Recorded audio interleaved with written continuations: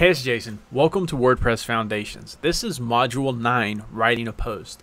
Now, this is actually part 2 of the first video. The video that I shot originally ran just a little bit too long, so I've had to split it up into 2 pieces. So this video is going to kind of start in the middle of something, so just be prepared. And if you haven't watched the first video, watch the first video first. Again, if you're watching this someplace other than WordPressFoundations.com, you need to just go to WordPressFoundations.com and sign up to make sure you get the videos in the right order. All right, follow along. So another thing you want to do is make sure you have your meta description and your meta title. Now, if you're using the all-in-one SEO plugin, which I recommend, this is going to be down below after your post. So you need to go ahead and create your meta description and your meta title. Now, what this is basically it's like the ad that anybody from a search engine is going to see when they see your post. So if they type in how to lose weight inside of Google and click the search button and they see your article, they're going to be like, ooh, I want to click this, or I don't. It's all going to be based off that meta description. If you can't write a good ad, don't bother. Just let Google randomly choose it because you don't want to turn people off anyway. I actually teach how to do this inside the blogging mindset course, but if you can't do it, just don't do it. But if you can, think about it as an ad. This is where you want to write some good copy that entices people to click and read the article.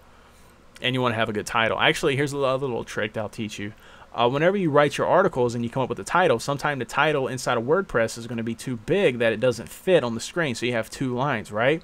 That's not cool. It kind of looks ugly and it just doesn't look professional. So what you want to do is shorten that, but keep the full title inside the title. And you can do that when you're using the all-in-one SEO plugin, which I talked about in the SEO module, or you can use the thesis theme, which is iwantthesis.com, and they have the exact same functionality, which is really cool. Next thing you want to do is reread the post. This is like after the cooling off period, after you've come up and you've written the meta description, come back, reread the post again, just making sure it says what you think it says. Okay? I've had this happen multiple times where I've just like left off complete paragraphs of stuff that I thought I wrote, but I just didn't, or it got deleted, or who knows what happened. It's like some phantom thing. It's like you're in an episode of a Twilight Zone sometimes, right? Another thing you want to do is link to other articles, both on-site and off-site. Whenever you link to other articles inside your post, it tells Google and it tells your readers that, hey, this is relevant and hey, this is important. And when you link off-site, you let other blogs know, you're notifying the other blogs that you're linking to them, which is kind of cool. It might get you a little link back. And another thing it tells Google, like, hey, you know, he trusts this site. Maybe I'll give a little link juice to them. And if you're linking to an authority site like Wikipedia or something, it kind of gives your post more credibility. So this is very important ninja level stuff, right?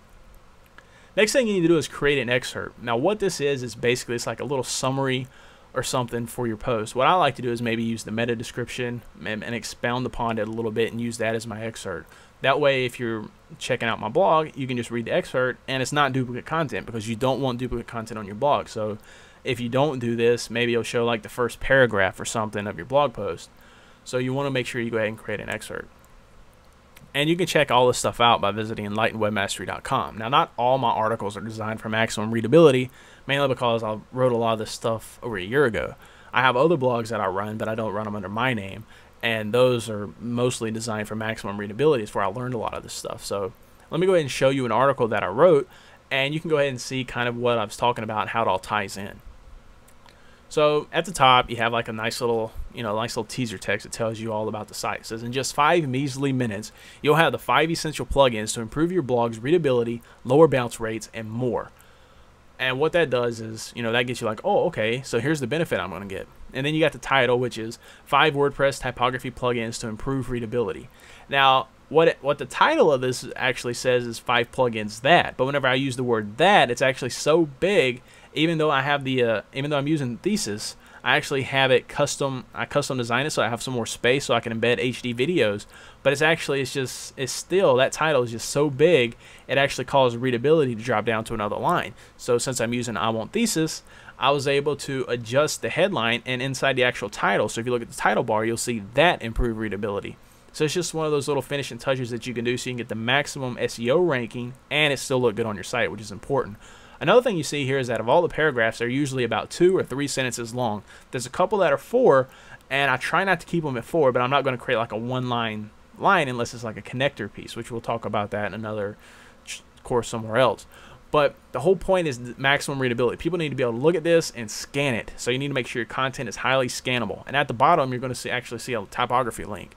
Now, if I was writing something that wasn't as technical as this blog post, this is actually a technical piece, I would actually have much more subheads and headlines. There would be maybe a headline or a subhead after about 4 or 5 paragraphs, and then you scroll down, there'd be like some pictures and stuff. But this is a very technical article, so it's not like that. So here's an example. Later on, when you scroll down the post, here's the title. It says PS Disable Auto Formatting, and then you got a little picture, and it's broken up with text.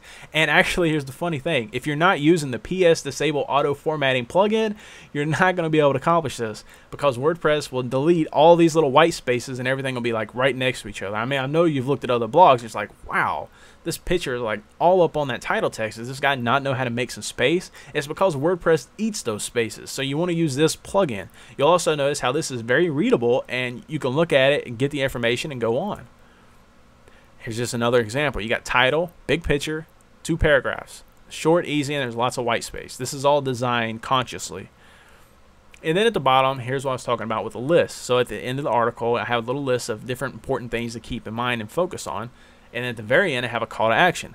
Here's your action steps. Do these now. I wrote that there so people would actually do it. Open up a new tab, log into your WordPress dashboard, copy and paste the names above, install the plugins, and spend a few minutes setting them up. And then go back through your older posts and start adjusting your text. I mean, it's very clear what I want you to do. That's my call to action on this post. So I hope you've seen how important and powerful this stuff is. And when you put all this stuff together, it all works in, harmoniously and gives you the most benefit. That's why one of the reasons why I created Blogging Mindset, which you can learn more about by visiting bloggingmindset.com. Inside that course, I actually talk about how to write content, how to come up with content. I actually have this section called the Idea Generator, which basically allows you to just push a button and come up with hundreds of ideas. I mean, it's crazy. So you'll never be without having to write an article. You're going to know exactly what to write. You're going to learn how to connect to your readers on a level that they're like, wow, this is for me. This is what I need to read, and all this stuff. So in the next video, I'm going to talk about how to promote this content. You just got through writing it. You've polished it. You've made it as good as you can. Now you need to get it out there so people can read it. So I'll see you in the next video.